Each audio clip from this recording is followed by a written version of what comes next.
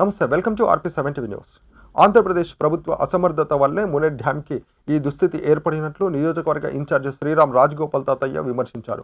శుక్రవారం జగ్గయ్యపేట నియోజకవర్గంలో పొలంపల్లి మునేర్ డ్యాంకి ఏర్పడిన గండిని తదేపా సిపిఐ జనసేన నాయకులతో కలిసి తాతయ్య పరిశీలించారు. అనంతరం విలేకరులతో మాట్లాడుతూ మునేర్ డ్యాంకి వచ్చిన వరద వల్ల తెలంగాణ రాష్ట్రంలో పలు రైతులకు సంబంధించిన పొలాలు మునిగిపోతున్నట్లు వాళ్ళు అధికారులకు విన్నవించుకున్నారు. మునేరు ఆయకట్టు రైతాంగానికి సాగునీరు అందక ఇబ్బంది పడతా ఉంటే ఈరోజు మునేరు ఆనకట్ట మీదకి వచ్చాం. ఈ తెలంగాణ ప్రాంతంలో రైతులు మునకకి ఉన్నట్టు రైతాంగానికి ఎవరైతే నష్టపోయి రైతాంగానికి డబ్బులు ఇస్తామని చెప్పని పరిష్కరించకపోవటం వలన ఇప్పుడు ఆనకట్టను దింపారు.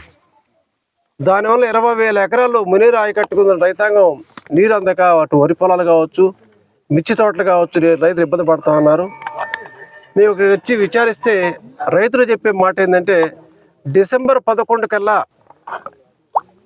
ఆంధ్ర రాష్ట్ర ప్రభుత్వం ఈ తెలంగాణ ఎవరైతే పొలాలు దెబ్బతిన్నాయో వాళ్ళు నష్టపరిహారం ఇస్తామని చెప్పి హామీ ఇచ్చారు.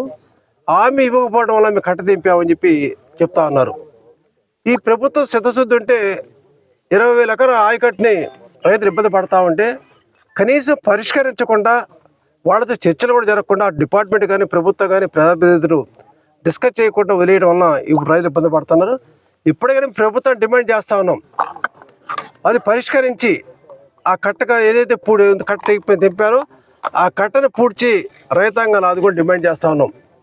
దీనికి శాశ్వత పరిష్కారం ఏదైనా సరే బోత్ సైడ్స్ కనుక బండ్స్ ఏర్పాటు చేసి ల్యాండ్ ఎక్వైర్ చేసుకుని నిధులు కేటాయిస్తే తప్ప ప్రతి ఏటా కూడా ఈ రైతులు ఇబ్బంది పడుతూ ఉన్నారు. రాబోయే రోజుల్లో తప్పకుండా ప్రభుత్వంలో ఏ ల్యాండ్ అవసరమో ఆ ల్యాండ్ కట్టకి ల్యాండ్ ఎక్వైర్ చేసి ప్రాజెక్ట్ కంప్లీట్ చేస్తామని చెప్పి హామీ ఇస్తున్నాం. ఈ ప్రభుత్వం సిద్ధశుద్ధి ఈ తాత్కాలికంగా అయినా సరే రైతులను ఆదుకోవాలని చెప్పి డిమాండ్ చేస్తా ఉన్నాం.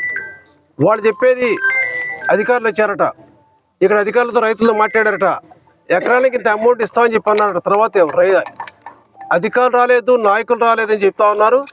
మేము అధికారులకు అదేవిధంగా నాయకులకు హెచ్చరిస్తా ఉన్నాం, రైతాంగం వదిలివేయకండి. వాళ్ళు చాలా పెట్టుబడి పెట్టారు. మిర్చి ఎకరానికి 1,00,000 రూపాయలు పెట్టుబడి పెట్టారు. వరి రెండో పంటకి నారు పోషించారు. ఈ విధంగా 20,000 ఎకరం పైచిలుకు దీని కింద సాగు చేస్తూ ఉంటే ఎంత నిర్లక్ష్య వైఖరి. ఈరోజు పెట్టుబడి పెద్ద అవసరం లేదు, కొత్త కట్ట అవసరం లేదు. ఏదైతే నష్టపోయే రైతాంగానికి అనుకున్న విధంగా కాంపన్సేషన్ ఇస్తే ఈ ప్రాబ్లం ఉండదు.